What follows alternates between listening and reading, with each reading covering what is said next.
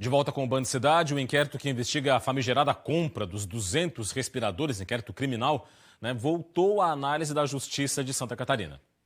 O retorno das investigações para o Estado ocorre porque o STJ arquivou as apurações sobre o envolvimento do governador Carlos Moisés da Silva. Agora, o inquérito sobre os demais envolvidos passa a tramitar na vara criminal da região metropolitana de Florianópolis. O juiz responsável já comunicou os envolvidos e pediu manifestação do Ministério Público Estadual.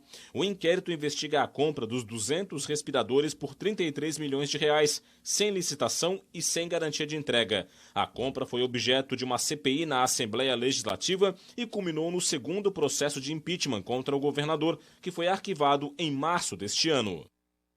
Para falar do assunto, Roberto Azevedo aqui comigo no estúdio do Band Cidade. Tudo bem, Roberto? Boa noite para você. Boa noite, Rodrigo. Boa noite a você que nos assiste. A bola agora está com a Justiça Estadual para apurar realmente quem teve algo a ver com essa confusão, né? A responsabilidade, Rodrigo, onde estão nos cálculos do governo os 18 milhões e 100 mil reais que ainda faltam ser apurado daqueles 33 milhões.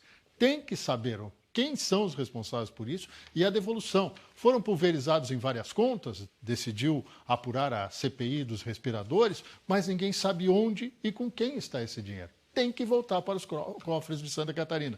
E o mais importante disso, saber quais eram as informações sigilosas que o STJ se negou a passar para a comissão que analisava o segundo processo de impeachment contra o governador. Isso é de suma importância para todos os catarinenses e até mesmo para o governador Carlos Moisés da Silva, para ver essa espada ser afastada da cabeça. Vamos falar de outro assunto agora. Definido o calendário para a votação da reforma da Previdência na Assembleia. O deputado Mauro de Nadal se reuniu com os presidentes das 3 principais comissões e definiu que essa votação deverá acontecer no dia 8 de agosto. Antes, dia 6 de julho, será votada a admissibilidade e aberto o prazo para as emendas, tanto da emenda constitucional quanto do projeto de lei. Dia 7 de julho, reunião conjunta das comissões para definir a apresentação dos trabalhos e a emenda. E o prazo termina 19 de julho. Dia 21 e 28 de julho será a aprovação do relatório final. Vamos torcer para que tudo dê certo. 5 bilhões por ano de rombo, ninguém aguenta. Dito isso, um grande abraço e até amanhã. Até amanhã, Roberto. O assunto agora é a crise hídrica que assola o país, a pior dos últimos 91 anos. O governo federal reafirmou que descarta a possibilidade de um racionamento de energia no país. A chuva trouxe um pouco de alívio em relação a um problema que vem se arrastando há muito tempo, a estiagem. Essa semana, o ministro de Minas e Energia fez um pronunciamento oficial na TV pedindo o uso consciente e responsável da água e da energia.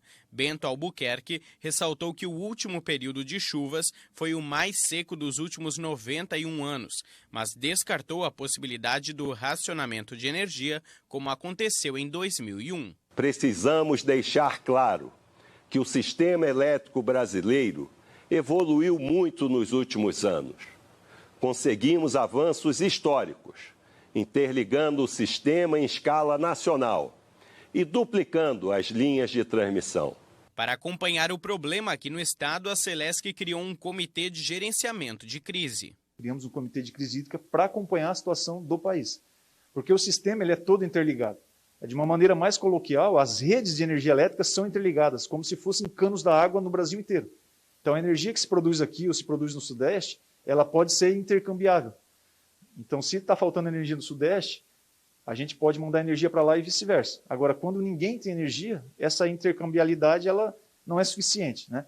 Em 2020, o consumo de energia nas residências brasileiras aumentou 7,9% em relação ao ano anterior. Além disso, a estiagem no país aumentou a produção de energia das termoelétricas, uma alternativa que pesa mais no bolso do consumidor. Apesar da chuva ter marcado presença aqui na região do Alto Vale nos últimos dias, a crise hídrica ainda é uma realidade no país, principalmente porque não tem chovido em regiões consideradas estratégicas para o abastecimento.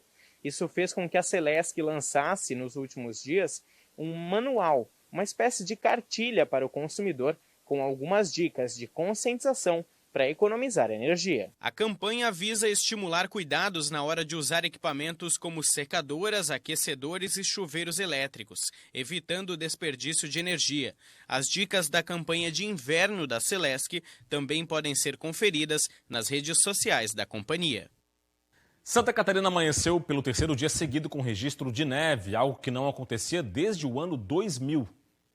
Essas imagens foram registradas nessa manhã, na cidade mais fria do Brasil, em Urupema, na Serra Catarinense.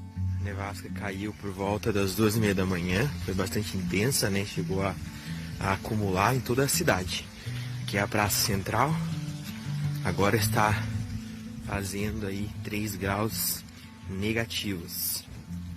A quantidade de neve acumulada chamou a atenção.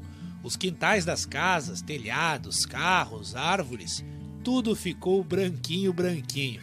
Num primeiro momento, parecia até que as imagens vinham de outros países, mas não. O espetáculo foi na nossa Serra Catarinense mesmo. Em São Joaquim, também na Serra, não foi diferente.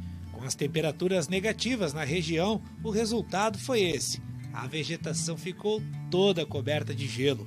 Imagens incríveis de uma quarta-feira muito fria aqui no estado. A massa de ar polar que trouxe esse frio intenso para Santa Catarina começa a perder força. Veja agora os detalhes na previsão do tempo.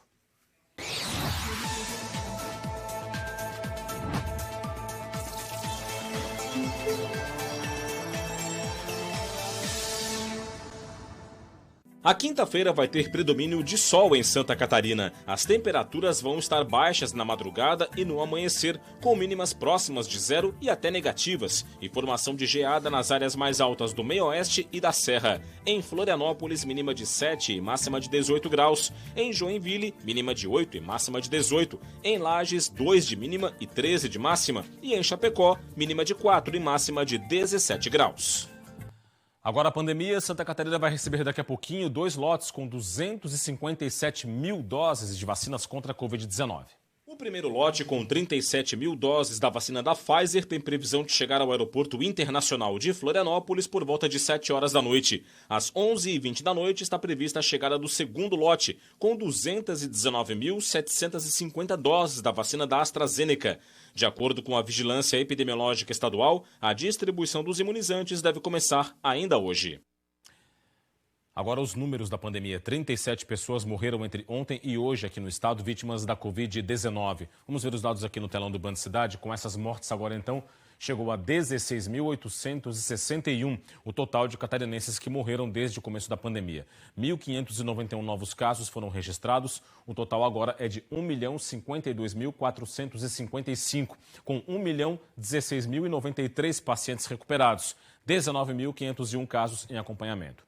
90,1% é a ocupação de leitos de UTI adulto Covid no estado, com 103 leitos vagos atualmente, mais de 100 pela primeira vez em muito tempo. 3 pessoas apenas estão na fila de espera por um leito de UTI, ou seja, a fila praticamente zerada no estado. A seguir, o Campeonato Brasileiro é o destaque no esporte do Band Cidade. Veja também, turismo catarinense tem expectativa positiva para a temporada de inverno em Santa Catarina. Os detalhes daqui a pouquinho. Até já.